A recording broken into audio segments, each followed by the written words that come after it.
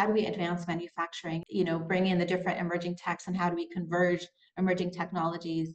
And I think CEOs need to be ready for not just 2030, but also they need to start thinking about 2040 and 2050.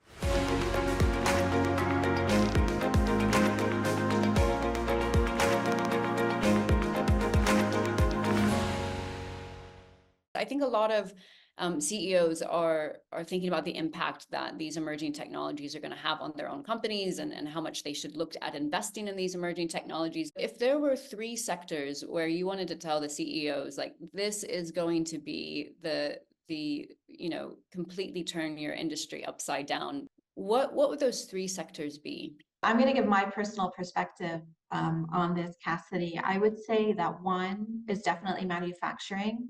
How do we advance manufacturing? How do we bring in the different emerging techs, and how do we converge emerging technologies, together? So artificial intelligence with industrial Internet of Things, with other sort of emerging techs. So manufacturing, I think, is a big one. And I think CEOs need to be ready for not just 2030, but also they need to start thinking about 2040 and 2050, because when you're talking about manufacturing, you're also talking about value chains, right?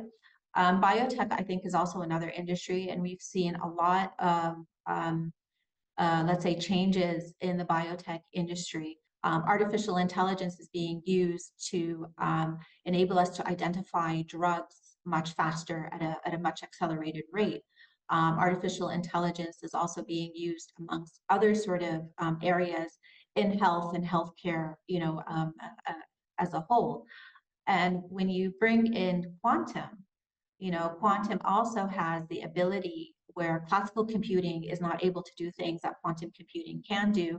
We're not at advanced stages yet, but it does have also the ability to help in material discoveries. So that would be another area that comes to mind, and I would encourage CEOs to think about.